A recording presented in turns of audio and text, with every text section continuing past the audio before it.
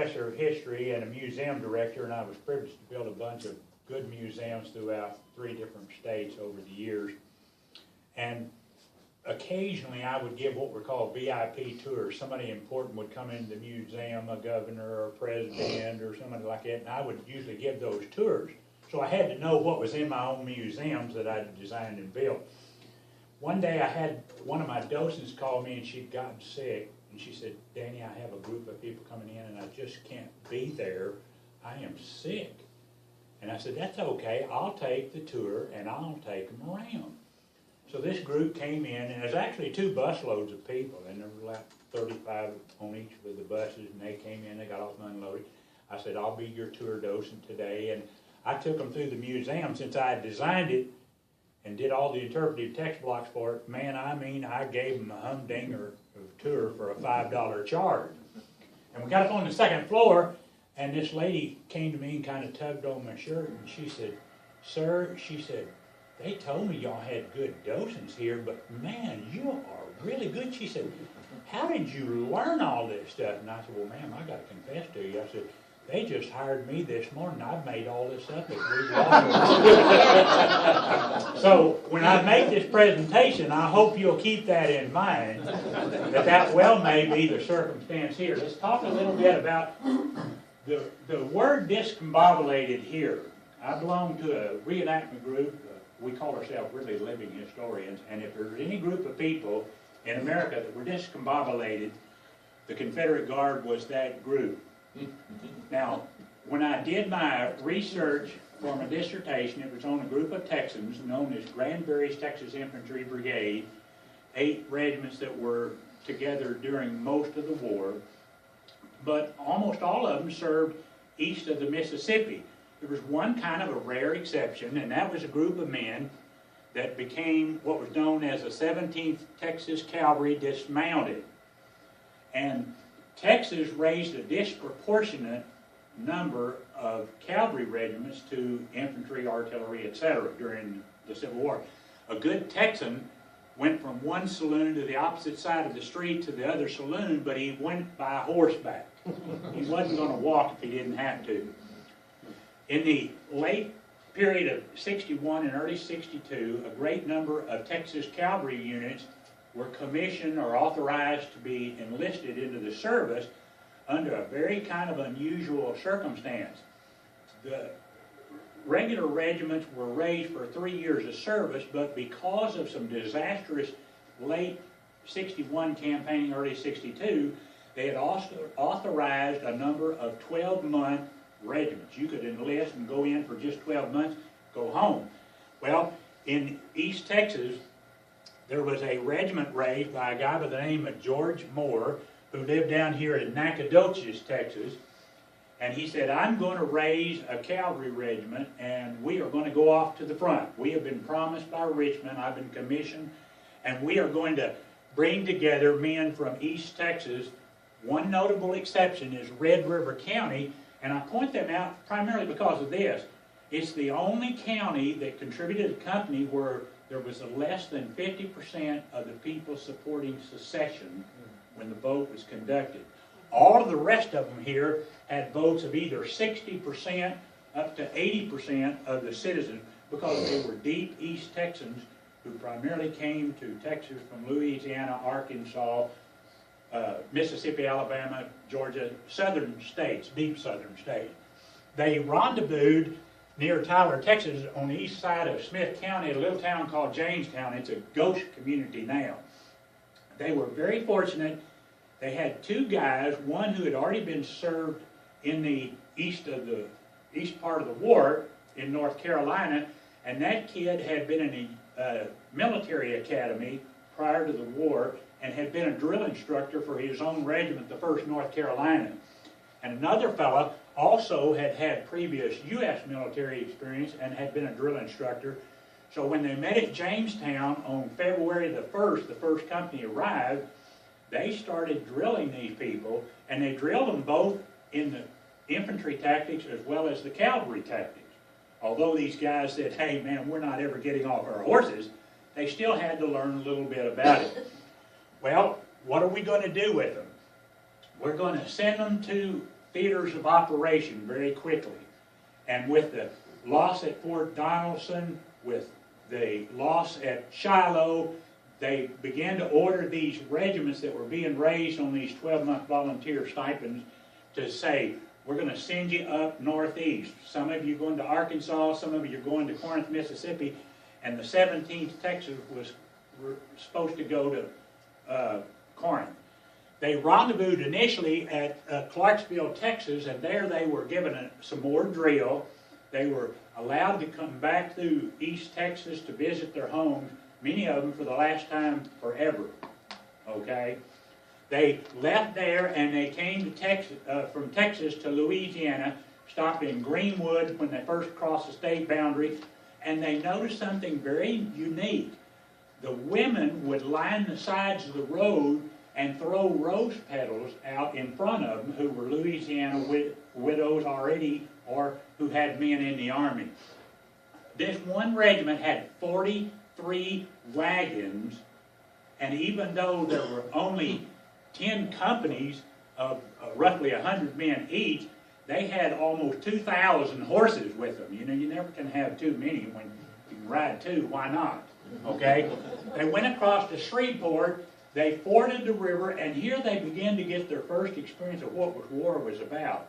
One night while encamped at Bossier Parish, a tornado came through the camp, ripped right through the camp, and it killed a bunch of their horses.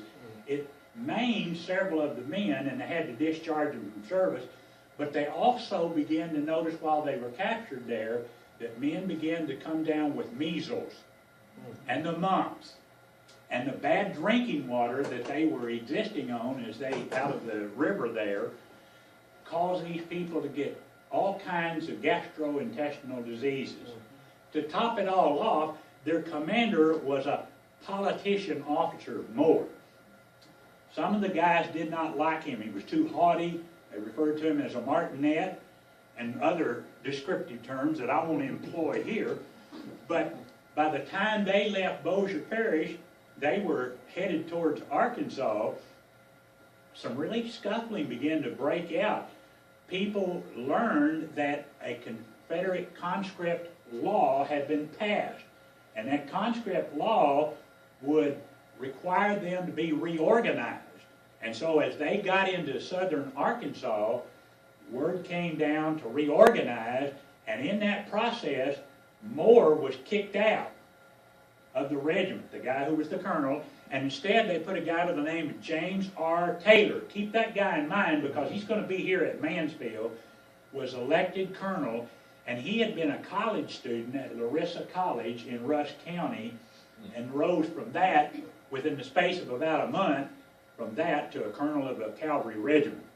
So they're going up into Arkansas, and on May the 20th, they arrived in Little Rock, and in Little Rock, a large number of Texas troops have been sent to that area, and a lot of cavalry regiments are there. So what had happened was, up in the northeast part of the state, Major General Samuel Curtis, the victor of the battles over in the northwest corner of Arkansas, had moved to the east, come down the Black and White Rivers with a large army, and his objective was to capture Little Rock. And as he came down, there were hardly any soldiers up in the northeast part of the state, so they took these brand new cavalry regiments and they said, okay guys, we're going to send you up into northeast Arkansas to oppose these Union soldiers coming down. So they sent them from Little Rock to Lone Oak Camp, to Stony Point Camp. You can see these marks up here, to Camp Searcy up there. Now, during this period of time when they're reorganized, their enlistment was extended from 12 months automatically to 3 years. Okay? So they're not too happy about that. But the second part of that conscript act took every man below the age of 18, and there were a considerable number in the 17th Texas, and every man over 35 had to be discharged and sent back to Texas. So the numbers in that regiment went from roughly 1,000 because of debilitation from the diseases they were getting or the provisions of the Conscript Act, and it dropped down to about 500 people. And you'll see this by mid-war, many full-strength regiments were in that neighborhood of 500 or 600 men. That's mid-war, okay? So they're sent up here, and their objective was, Van Dorn's assignment was, we want you to kill all the livestock you encounter. We want you to throw their carcasses in the river so that the Federals can't drink the water. Your job is to literally try to hold the Federals in check until we can raise enough soldiers to oppose this large army. So they had several battles up here on the Little Red River and over on the Cache River up in this area, and they eventually make their way all the way up to Jackson Fort, and they capture Batesville back from the Federals. Now the Federals decide, gosh, man, there's all these Texas cavalry riding all over the place, and what they were doing is they were attacking units that were sent out to forage and bring back wagon loads of supplies to the Federal Army. So the Federal commander decides to shift his army east of the White River over to the Cache River area. And then he's going to come down and swing around, catch the railroad track at Devall's Bluff and go into Little Rock. Well, they get all of these cavalrymen together and they sent them to a place called the Cache River Ferry, and it encounters the Federal Army there in what's called the Battle of Cotton Plant. And the 17th Texas was sent all the way around to the rear, and 5 other Texas cavalry regiments were supposed to attack, but things went wrong. And the 17th Texas was behind the Federal Army, and somebody said, hey, we better skedaddle back. And skedaddle meant get there as fast as you can. One guy was reported to have fallen off his horse on the way back and still beat everybody back to the crossing of the Cache River Ferry. Okay? Those guys were just paranoid about what was happening to them. Okay, the commander of the Federal Army decides to go on to Helena, Arkansas, because he feels like there's going to be enough troops to oppose him now. And what happens is they pull all of these cavalrymen over here and they take them to Brownsville, and there they decided on July the 10th that they were going to dismount them. And so on July the 16th, the 15th, 17th, and 18th Texas Cavalry were all dismounted, and they were given the option to either send their horses back to Texas or sell them to the government at a depreciated cost. They also found out that as cavalrymen, they would receive $1 more, but as infantrymen, $1 less than what they had been getting as mounted cavalrymen. So their salaries reduced. They got a 3-year extension on their service. They're put into a camp of instruction here, and they were assigned a veteran regiment of infantry, the 10th Texas under Allison Nelson, to be the example to show these guys what they're going to be when they become polished infantrymen.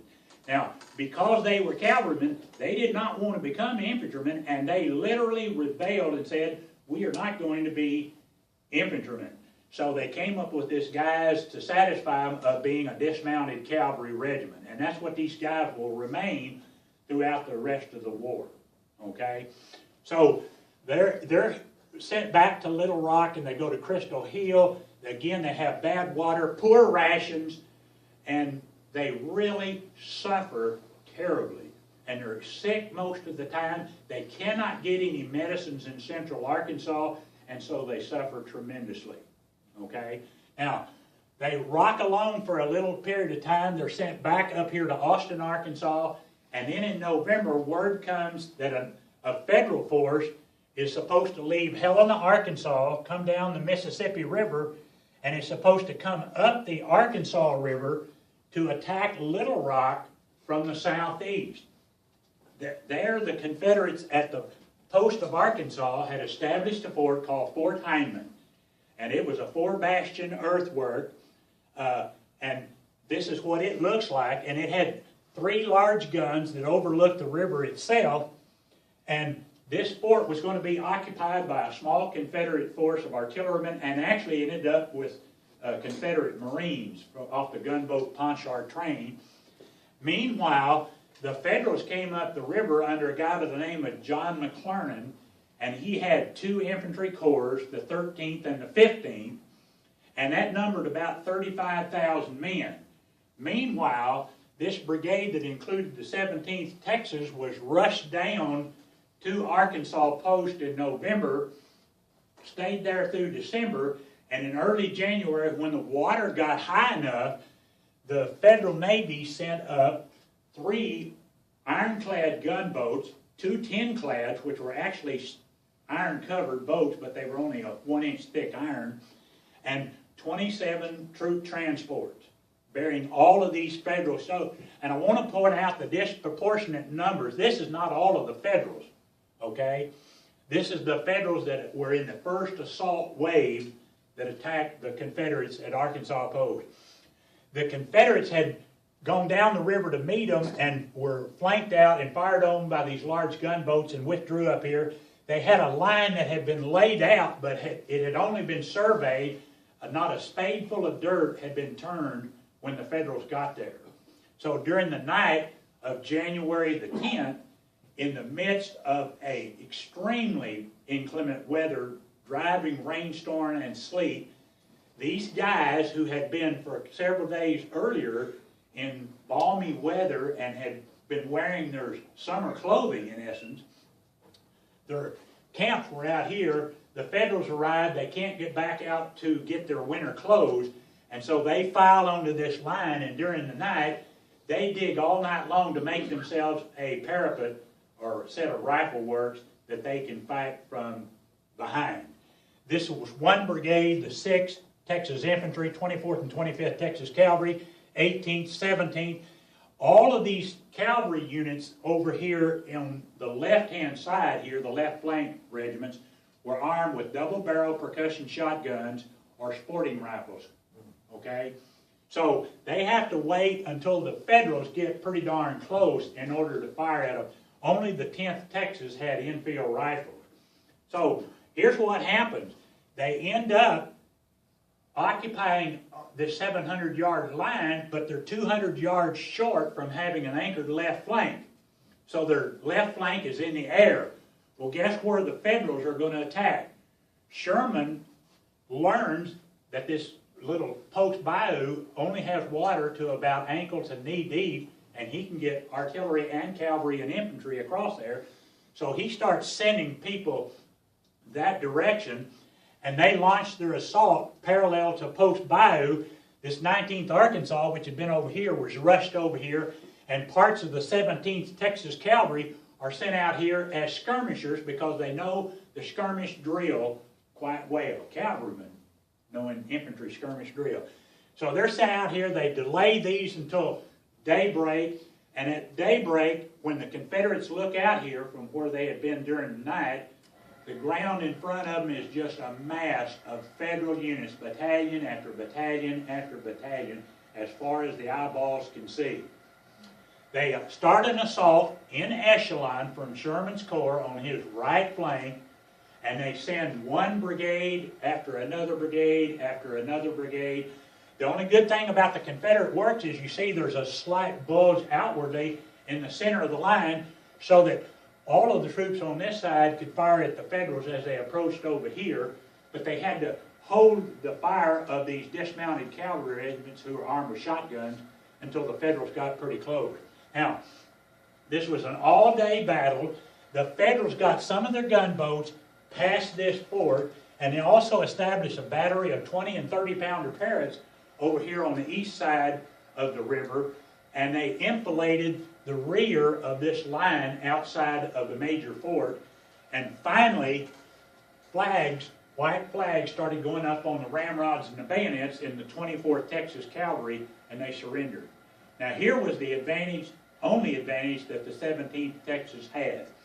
One of their companies had been sent down Post Bayou, and they had been sent down there as flankers to prevent the Federals from getting around behind them. And so that company got away scot-free. Not one of them got captured. In addition to that, some of the men from all of these Texas regiments were able to make their way to the rear, cross the river, and they came all the way back to Texas, or they went to Little Rock. Okay? So between January 11th, 1863 and the early summer, they began to try to get all of these guys together, and they said, the rest of their people who had been captured were sent east of the river and will spend the rest of the war over there. What are we going to do with these guys? Well, we have one company of the 17th Texas Cavalry. So we'll put all of these other regiments, survivors that are west of the river, into this one battalion.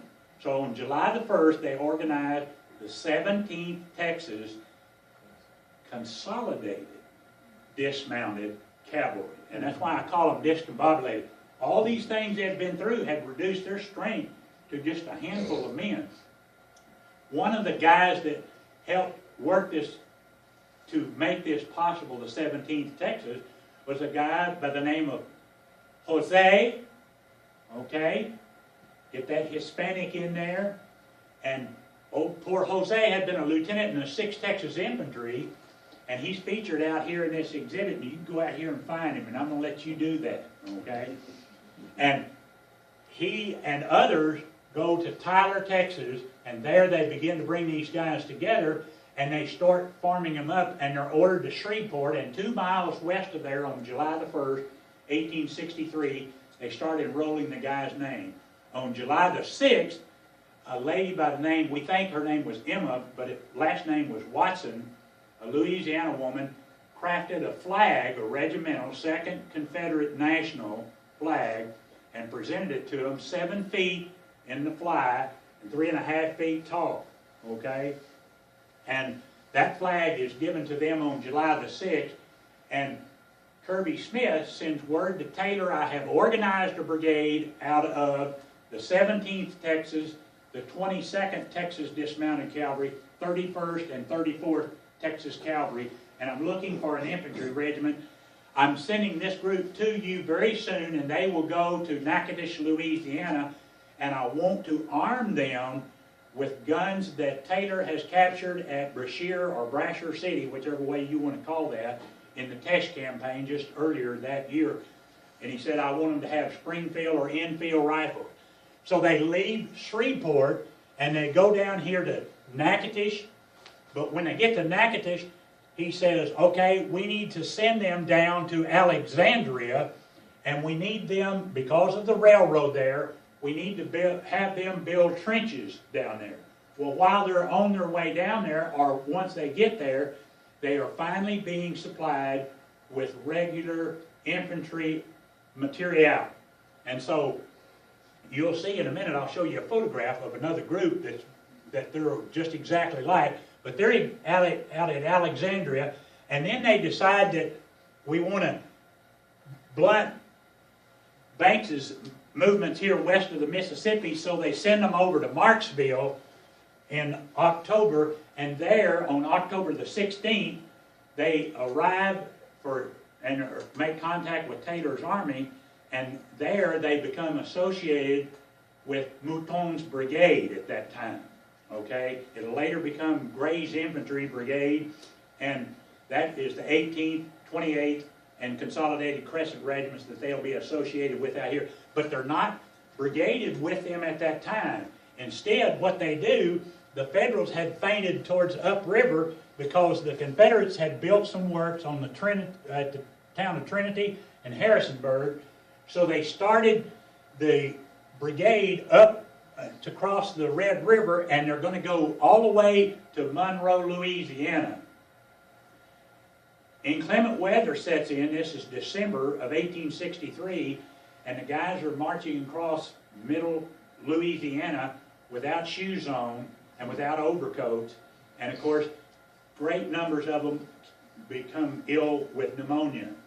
They get to Monroe, they rest and they refit, and they stay there almost till the 1st of February. On the 5th of February, they were finally issued shoes. On the 7th of February, they were sent from this area around Monroe down to Harrisonburg, and then they were sent to Vidalia over on the river, and there they were on a foraging expedition is what it amounted to. Let's try to stop boats on the river. Unfortunately, the Federals had a force there, but this will be the first time these guys are actually engaged in combat as the 17th Texas Consolidated Dismounted Cavalry. And they actually perform fairly well, okay? They retire from that and are stationed at Trinity and Harrisonburg. The 17th is in Harrisonburg until about March the 1st. And on that day, Taylor sends them word, I want you back this way, the Red River campaign has begun. So they are ordered to Pineville, where they arrive on the 14th of March. They splash across the river, and they withdraw all the way to Fort Jessup, where they then link up with Gray's Infantry Brigade. Think about this. This is March the 14th to the 16th. For the first time, they are put together with Gray's Infantry Brigade in what becomes known as Mouton's Division. Okay? Meanwhile, a French fry has come to the United States to fight for the South during the Civil War by the name Camille Armand Jules Marie, the Prince de Polignac. And they go out there in front of all these Texans, and you can tell a Texan, but you can't tell them much. Okay? And they bring this guy out here, and he is immaculately dressed, and he speaks French just as easy as he speaks English. He doesn't speak any Texican at all. And they announce who he is, and they didn't get anything but the Polignac, and so they immediately began to revile him and call him Polecat. We are under General Polecat. Well, they start retreating back up the river, and by the time they get below Pleasant Hill, 6 miles, on the 30th of March, they are joined there by some of the lead elements of Green's Cavalry Corps, and Walker's division begins to come in. So now Taylor's getting enough people together to have a, quote, real army. Okay? So on April the 1st, they were 6 miles below Pleasant Hill. On the 3rd, they were at Mansfield, and were about 10 miles below Mansfield. They march up to and through Mansfield and arrive on April the 5th northwest of town, and they go into camp, and they rest there until April the 7th. And on the morning of April the 8th, these now pretty well equipped and pretty well drilled soldiers are ready for their first large-scale combat operation in the Trans-Mississippi Department.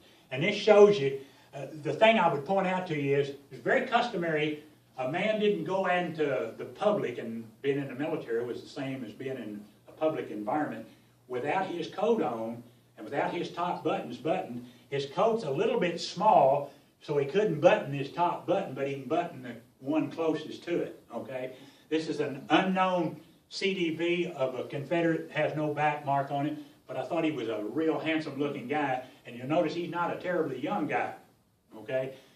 If you want to know what the Texas Confederate soldier looked like at the Battle of Mansfield, this next photograph is going to show you what they look like, okay?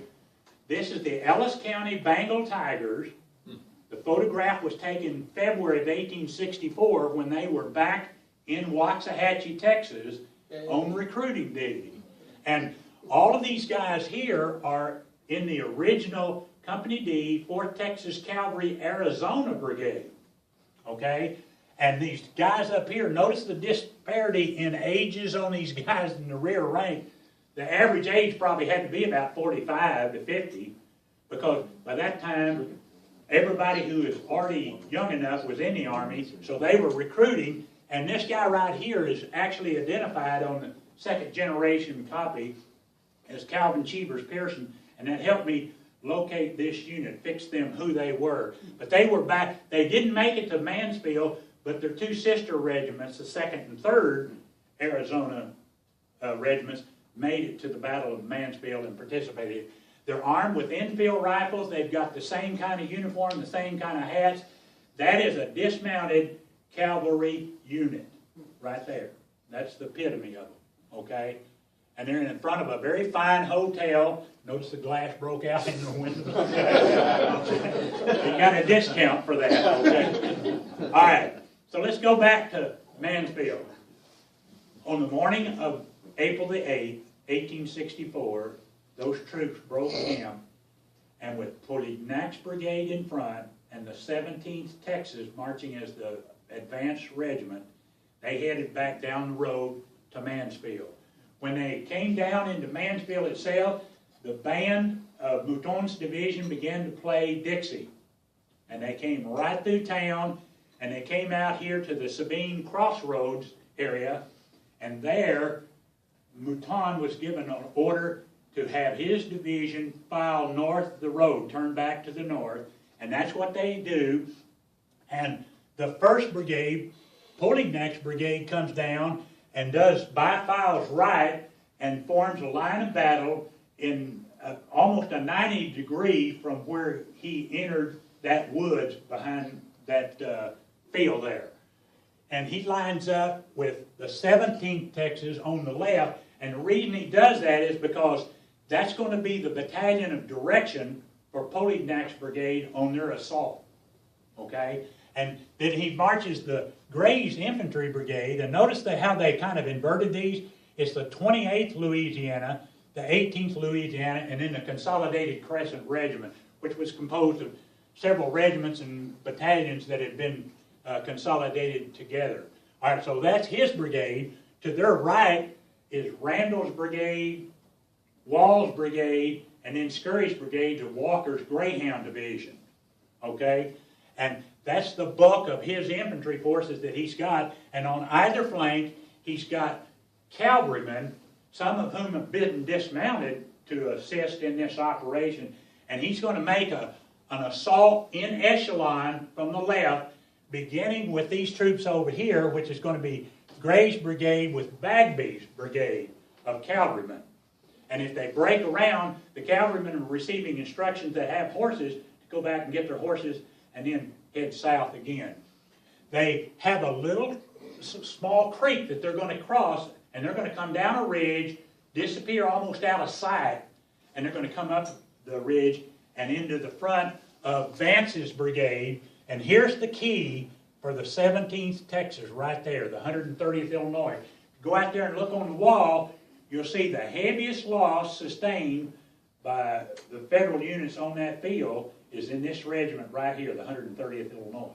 And that's exactly where the 17th Texas will strike, okay? They start down that hill, and the Federals open on them with artillery up here on Honeycutt Hill, and the color detail was right in the center of the regiment, and the color bearer wrote a really neat account that was printed in the Athens Review of 1903 about this battle, and one of the Federal shells burst right in that color detail, and it kills 6 men immediately, and one of those men was the lieutenant colonel of the 17th Texas, a guy by the name of Noble. So he's killed on that portion of that field. Before they reach this line, they retire once, and they come back again, and Gray had gone in twice and comes in a third time, because they're making 3 moves while the troops to the right can only make 2. And at that time, there's so much heavy pressure in here that when the 17th Texas strikes the 130th Illinois, that regiment of Federals dissolves. And so the commander, Taylor, this guy that I told you about earlier from Larissa College, he immediately wheels his battalion by the left flank, and they shoot into the backs of the 48th Ohio and the 19th Kentucky, which causes them guys to skedaddle back to the southeast. Okay?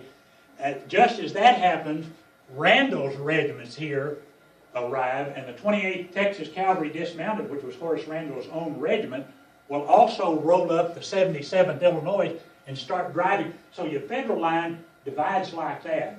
Some of them are heading for the road. Some of them don't even want to wait till they get to the road to go south. Okay?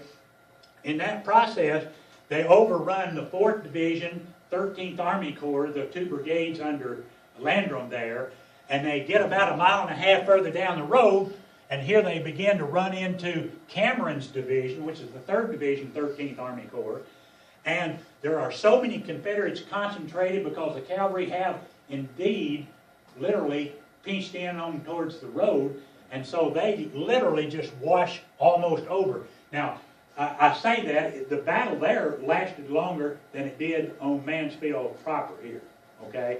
And it was almost an hour later, sometime after 5 o'clock, that the second line began to dissolve and disappear. And so they get on down to that Chapman's Bayou, and there they run into a federal division of the 19th Army Corps. Now, this is very important. The last remaining source of good water in northwest Louisiana was right there.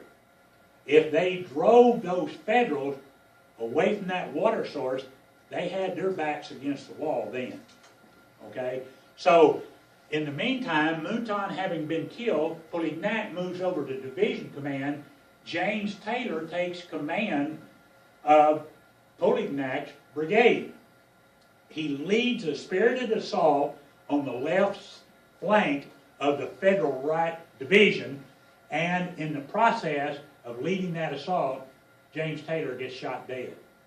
Okay? So the 17th Texas has lost their lieutenant colonel and their colonel, and Major Tucker will lead the survivors of that. Now, of the troops on the field, Gray's Infantry Brigade and Polignac's brigade take considerable losses. The 17th Texas lost more men, 23 killed, 45 wounded, than the other 4 regiments that were in the brigade. So they've taken a disproportionate number of casualties, and they have to sleep there on the field. They have the water, but all night long they can hear the Federals withdrawing southward towards Pleasant Hill. So Taylor, thinking he has them on the rope, says, guys, we're going to go after them, and they overtake them at about dawn at Pleasant Hill. Now, because this division had suffered so much, Moutons, Taylor decides to keep them in reserve just north of the village and north of the road itself going towards Mansfield. But if you look at the maps that they have out there, you'll notice that he had drawn the division, Mouton's division had drawn into 2 lines, a double line of battle, the classic assault formation, and later in the day, after the destructive assault that was led by Tappan's and Churchill's and Parsons' divisions on the right, they have to move that division back up and put them into combat. Now, they're not there very long because Banks has decided we don't have any water, we need to withdraw to Grand Ecore. And that's exactly what will happen. By nightfall, they're well on their way south. And so Taylor at that point reports this all to Kirby Smith. Kirby Smith has another Federal Army that's been coming down from Arkansas, Steele's 7th Army Corps. So he draws Walker's division out and sends those people and a lot of his cavalry up towards Arkansas. I want to point out one thing, and it doesn't have, here's the position of the 17th Texas, and over here on the right would have been Randall's brigade. Randall will be killed at the next battle, Jenkins Ferry. Thomas Nebelwall, who had the brigade just south of Randall's, will be severely wounded, thought mortally, and William Reed Scurry will be shot dead also on that battlefield at Jenkins Ferry on the Saline on April the 30th. 3 weeks after this battle occurs, look how many losses that you've had in this army at the Battle of Mansfield. If you read those accounts out there on the wall, and I encourage you to do so, you'll see those Federals say this was like a bunch of wild animals coming at us, man. They didn't take anything or give anything, they took it all, okay? But it was that impetuous assault that saved Texas from invasion. And it literally, if there had been a little more cooperation between Edmund Kirby Smith, who had been willing to take a gamble and leave Steele, because Steele had been stalemated. If you'll look at that campaign very seriously, he was at Camden, Arkansas, digging in. They could have turned all those troops loose, and we'd have probably seen them lose their navy at Alexandria, and we well might have seen them lose their entire army. And that would have been pretty neat for roughly 8,000 Confederates to capture an army or destroy an army of 35,000 people, okay? So this was the 17th Texas. Well, what was the rest of their service? Because they had been damaged so bad, they were in reserve for the rest of the time. The only time they got into action again was at Yellow Bayou, Simmsport down there on the Atchafalaya Basin there, where they were put in line of battle for a very short period of time. By war's end, the 17th Texas Consolidated had been so consolidated that there were only about 150 men left out of that 1,000-man regiment, and that's including all of these other men from the 6th and the 10th, 15th, 17th, 18th Cavalries that had been dismounted and put into that regiment.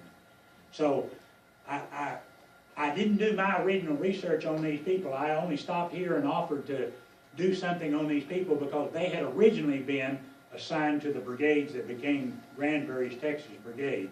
And by the way, I brought some books.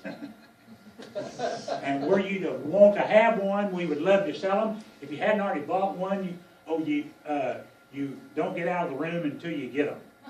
Okay. I mentioned earlier that in 1903, the flag bearer, a guy by the name of E.W.H. Parker at that time, he was a preacher. And he had been an ensign in the regiment, in the color detail, and he had been the flag bearer.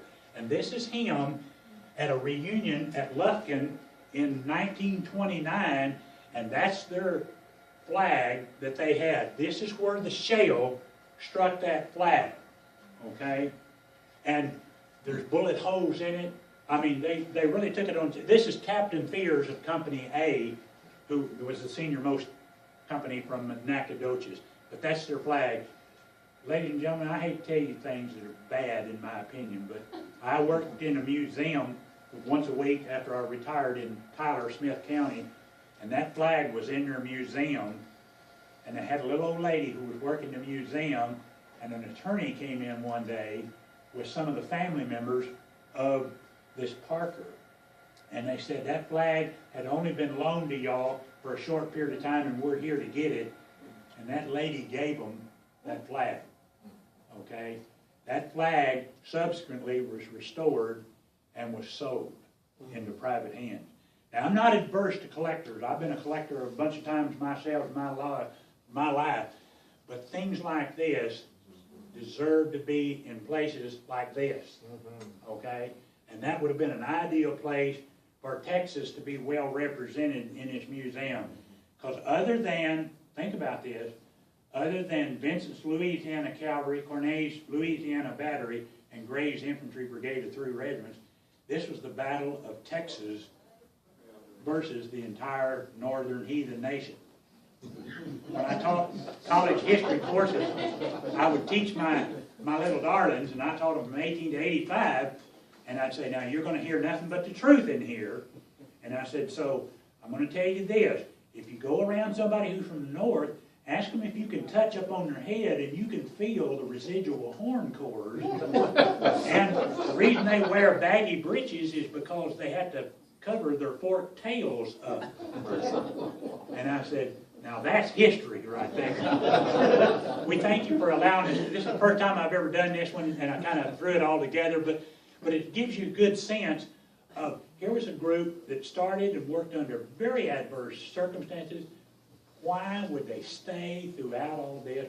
I would have given up and gone home, I think, a long time for these guys. And then they come here and they perform an extraordinary feat.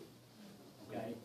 If you have any questions, I'll be glad to answer them for you. If you want a book, I'll sign it and tell you how great you are, or I am, or something.